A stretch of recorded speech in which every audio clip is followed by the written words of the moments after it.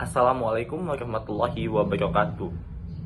Izin memperkenalkan diri, saya Aita Prayoga Pangestu dengan ujung NPM 114. Di sini kami dari kelompok 5 akan menjelaskan bab 7 yaitu tentang konsep motivasi. Baik, saya akan menjelaskan tentang 3 elemen penting dalam motivasi. Sebelumnya, apa sih motivasi itu? Motivasi adalah dorongan yang muncul dalam diri seseorang untuk melakukan suatu tujuan tertentu, baik disadari maupun tidak disadari, juga sebagai kekuatan pendorong untuk melakukan suatu tindakan. Balik lagi dalam 3 elemen penting dalam motivasi. 3 elemen penting dalam motivasi yaitu yang pertama ada intensitas, yang kedua ada arah, yang ketiga ada kegigihan.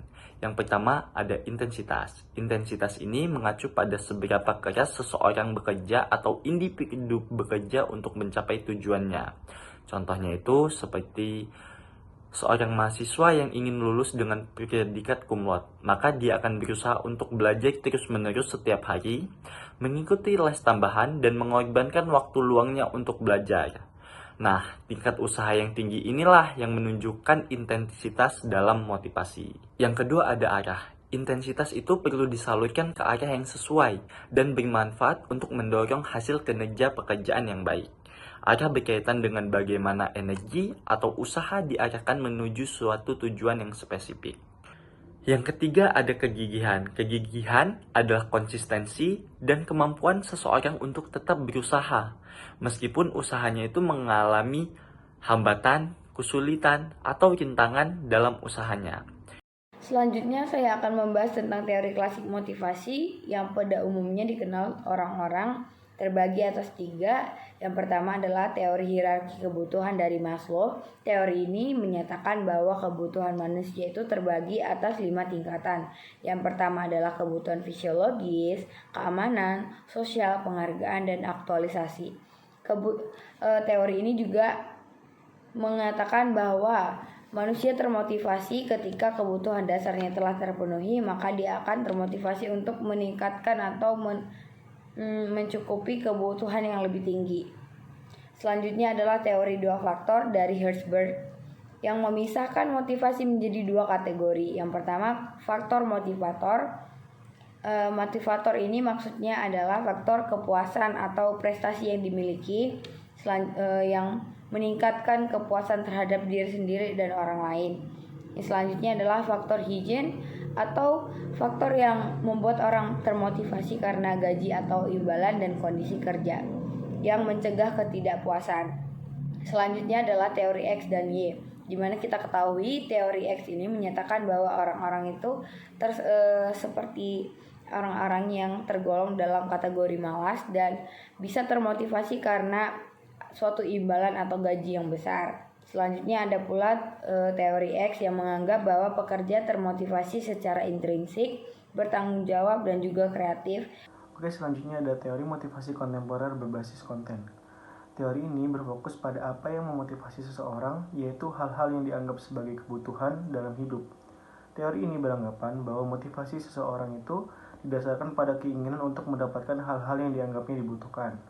Contoh dari teori ini adalah teori hierarki kebutuhan Maslow, teori E.R.G. Alderfer, teori motivasi berprestasi McClellan, dan teori 2 faktor Herzberg.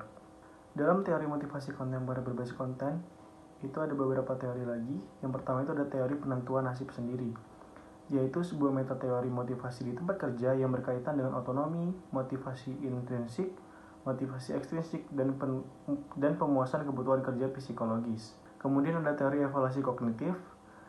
Teori ini merupakan subteori dari teori penentuan nasib sendiri, di mana penghargaan ekstrinsik itu adalah suatu perilaku yang cenderung menurunkan tingkat motivasi secara keseluruhan jika penghargaan tersebut itu dilihat sebagai sesuatu yang mengendalikan atau mengurangi rasa kompetensi seseorang. Selanjutnya teori kesesuaian diri, tingkat di mana alasan seseorang dalam mengejar tujuan konsisten dengan minat dan nilai-nilai inti mereka. Kemudian yang terakhir ada kebutuhan psikologis dasar, adalah kebutuhan yang berkaitan dengan kondisi batin atau rohani seseorang. Seperti contohnya itu otonomi, yaitu perasaan bahwa seseorang itu memiliki pilihan dan mendukung perilaku dengan sukarela. Kemudian ada kompetensi, yaitu kebutuhan untuk menjadi terampil, kompeten, dan diakui atas prestasi dan keterampilan. Terus juga ada keterhubungan, yaitu kebutuhan untuk disayangi dan diterima, serta untuk merasa menjadi bagian dari suatu kelompok. Selanjutnya adalah teori fokus regulasi. Teori ini adalah teori psikologi yang mempelajari motivasi dan persepsi manusia dalam mengambil keputusan dan menilai sesuatu. Teori ini memiliki dua fokus. Fokus yang pertama itu adalah fokus promosi, yaitu strategi pengaturan diri yang melibatkan upaya mencapai tujuan melalui kemajuan dan pencapaian. Dan fokus yang kedua itu ada fokus pencegahan, adalah strategi pengaturan diri yang melibatkan upaya mencapai tujuan dengan memenuhi tugas dan kewajiban serta menghindari kegagalan. Kemudian ada teori keterlibatan pekerjaan, yaitu investasi energi fisik, kognitif, dan emosional karyawan ke dalam kinerja pekerjaan. Teori ini menyatakan bahwa keterlibatan kerja adalah tingkat di mana seseorang menunjukkan preferensi diri dalam tugas pekerjaan. Keterlibatan kerja dapat meningkatkan hubungan diri dan pekerjaan sehingga meningkatkan kinerja peran. Materi selanjutnya yaitu memahami perbedaan antara teori motivasi berbasis konteks, yaitu teori penguatan dan teori pembelajaran sosial. Apa itu teori penguatan dan apa itu teori pembelajaran sosial? Teori penguatan di sini yaitu suatu teori yang menyatakan bahwa perilaku merupakan fungsi dari konsekuensinya. Sedangkan teori pembelajaran sosial yaitu pandangan bahwa kita dapat belajar melalui observasi dan pengalaman langsung. Berikut penjelasan lebih lanjutnya. Teori penguatan. Teori penguatan menyatakan bahwa penguatan mengkondisikan perilaku. Teori penguatan bersifat behavioris, artinya teori ini menggambarkan perilaku yang disebabkan oleh konteks atau lingkungan. Menurut para behavioris, dengan kejadian kognitif internal seperti aspek psikologis otonomi, fokus regulasi, atau keterlibatan kerja atau teori berbasis proses yang akan datang. Sebaliknya, ia mengendalikan perilaku adalah penguat. Setiap konsekuensi yang jika langsung mengikuti respons, meningkatkan kemungkinan perilaku tersebut akan diulang. Contoh dari teori penguatan ini yaitu misalnya, seorang karyawan yang mencapai target penjualan bulanan akan diberikan bonus atau penghargaan berupa voucher belanja. Hal ini membuat karyawan termotivasi untuk terus mencapai target atau memaksimalkan pekerjaannya. Selanjutnya adalah teori pembelajaran sosial. Teori pembelajaran sosial ini sama seperti teori penguatan, mengasumsikan perilaku merupakan fungsi dari konsekuensi. Tetapi, teori ini juga menjelaskan efek observasi dan persepsi dalam motivasi. Orang merespon cara mereka memandang dan mendefinisikan konsekuensi, bukan konsekuensi objektif itu sendiri. Sebagai komponen penting dari teori pembelajaran sosial ini, yaitu orang belajar dari dan meniru perilaku mereka dari orang lain. Lebih khusus lagi, mereka memperhatikan apa yang dilakukan orang lain itu, mengingat dan menyimpan apa yang mereka lakukan, dan mereproduksi perilaku dari ingatan. Selain itu, kita cenderung mengulangi perilaku di masa mendatang jika perilaku tersebut juga diperkuat oleh model, misalnya umpan balik positif dari pelatih atau pembina. Jadi contohnya di teori pembelajaran sosial ini, misalnya seorang karyawan baru mengamati rekan kerjanya dalam bersikap, berperilaku, berinteraksi dengan pelanggannya dengan sangat baik sehingga mendapatkan umpan balik yang baik dari pelanggan. Dengan itu, karyawan baru ini meniru perilaku dari rekan kerjanya ini agar bisa mendapatkan umpan balik dari pelanggan juga. Jadi motivasinya di situ. Oke, selanjutnya itu teori motivasi kontemporer berbasis proses.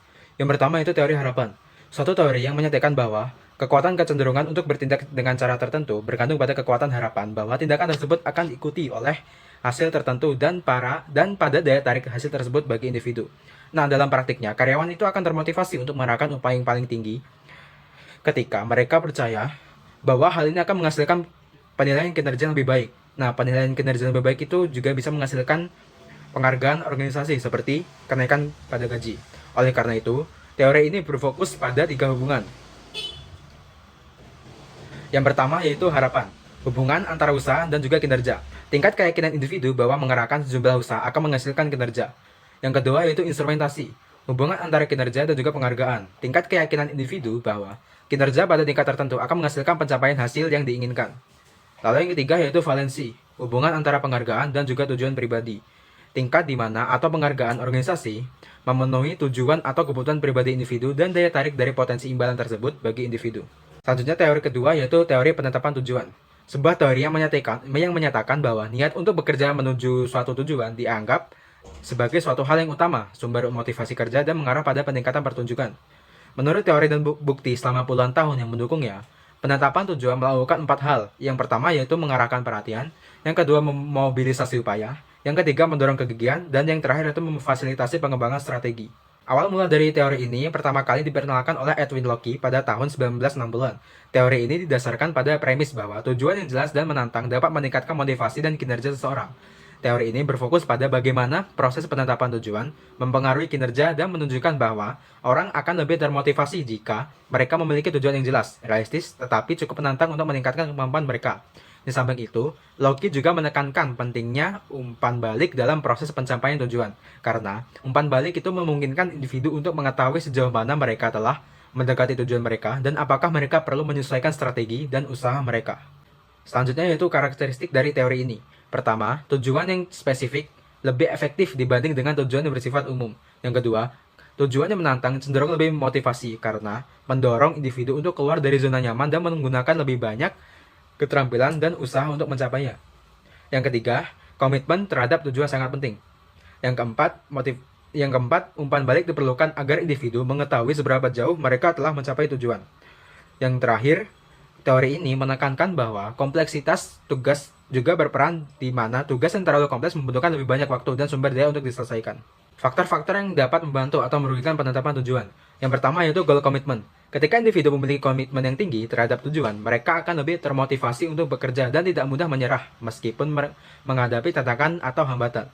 Yang kedua yaitu karakteristik tugas, mengacu pada berbagai aspek dari suatu tugas untuk mempengaruhi bagaimana individu berinteraksi dengannya, terutama dalam konteks penetapan tujuan dan motivasi.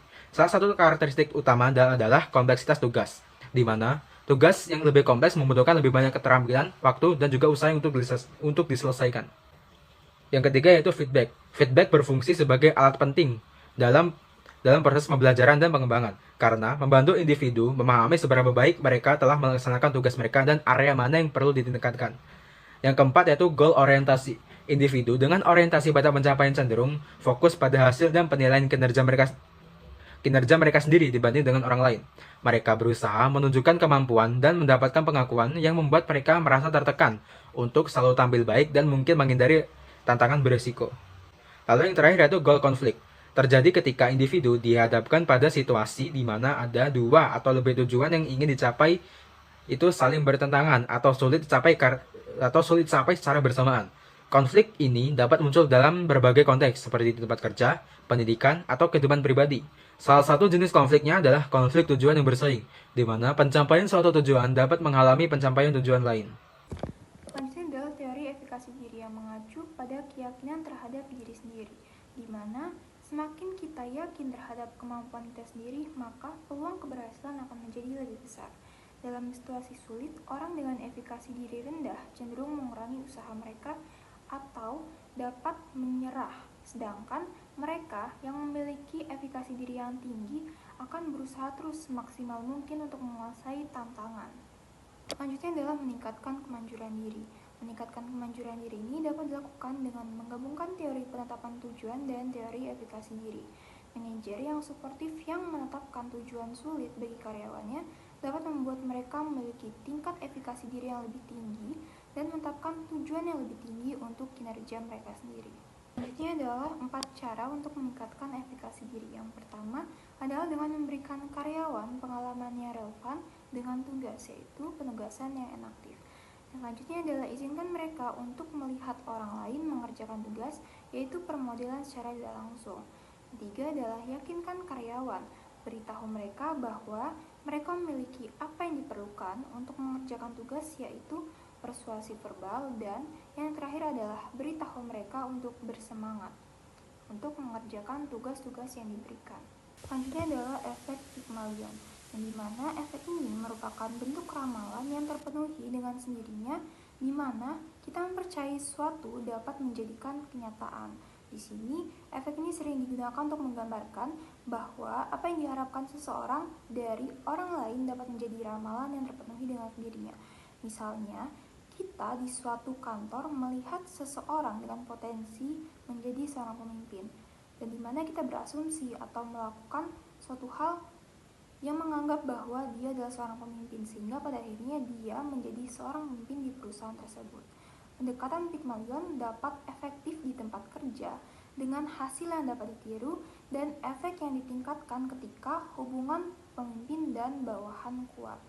Yang selanjutnya adalah keadilan organisasi. Keadilan organisasi mengacu pada persepsi individu tentang sejauh mana perlakuan yang mereka terima di tempat kerja, adil atau tidak. Persepsi ini sangat mempengaruhi sikap dan perilaku karyawan, seperti kepuasan kerja, komitmen organisasi, dan kinerja. Jenis-jenis keadilan organisasi. Yang pertama adalah keadilan distributif. Keadilan yang dirasakan dalam hal jumlah dan alokasi imbalan di antara individu. Yang kedua adalah keadilan prosedural. Keadilan yang dirasakan dalam proses yang digunakan untuk menentukan distribusi imbalan. Yang ketiga adalah keadilan informasional. Tingkat di mana karyawan diberikan penjelasan yang jujur atas keputusan yang diambil. Yang keempat adalah keadilan interpersonal, tingkat di mana karyawan diperlakukan dengan bermartabat dan hormat. Lalu ada hasil keadilan. Keadilan di tempat kerja sangat penting bagi karyawan. Ketika karyawan merasa diperlakukan adil, mereka cenderung lebih produktif, loyal, dan merasa lebih baik secara emosional. Namun, mencapai keadilan bisa menjadi tantangan karena persepsi keadilan bersifat subjektif dan terkadang sulit untuk memenuhi semua kebutuhan karyawan. Oleh karena itu, penting bagi organisasi untuk secara konsisten berusaha menciptakan lingkungan kerja yang adil dan transparan. Lalu yang selanjutnya adalah budaya dan keadilan. Konsep keadilan di tempat kerja sangat dipengaruhi oleh budaya, meskipun prinsip dasar seperti penghargaan berdasarkan kinerja diakui secara universal, cara menilai kinerja dan memberikan penghargaan berbeda-beda antar negara. Negara dengan nilai individualistis cenderung lebih menghargai keadilan, sementara reaksi terhadap ketidakadilan pun bervariasi tergantung pada budaya. Faktor seperti status sosial, prestasi individu, dan orientasi materialistik atau relasional juga mempengaruhi persepsi keadilan. Oleh karena itu, manajer internasional perlu memahami keragaman budaya dalam tim untuk menciptakan lingkungan kerja yang adil dan efektif. Selanjutnya ada teori motivasi kontemporer berbasis konten. Teori motivasi kontemporer saling melengkapi dengan memberikan pandangan yang lebih menyeluruh tentang motivasi manusia. Nah, di sini ada contoh, misalnya teori harapan Fromm dan teori penetapan tujuan Lutke dan Latham bekerja bersama, di mana ekspektasi keberhasilan lebih kuat jika tujuan yang ditetapkan jelas. Teori keadilan Adam mendukung motivasi dengan memastikan bahwa individu merasa imbalannya adil, yang sejalan dengan teori reinforcement Skinner tentang pengulangan perilaku yang diberikan penghargaan. Nah, selanjutnya ada self-determination theory atau motivasi intrinsik. Itu melengkapi harapan di mana seseorang lebih termotivasi jika usahanya sesuai dengan minat pribadi dan ekspektasi hasilnya jelas. Integrasi ini menciptakan pemahaman yang lebih komprehensif tentang motivasi, baik dari faktor eksternal maupun dari faktor internal. Baik, mungkin sekian presentasi dari kami. Terima kasih untuk atensi teman-teman sekalian, dan terima kasih juga untuk Ibu Dr. Nova Magdianas, SEMM, selaku dosen pengampu kita. Mohon maaf apabila ada kesalahan. Kami akhiri, wabillahi taufiq walhidayah, wassalamualaikum warahmatullahi wabarakatuh.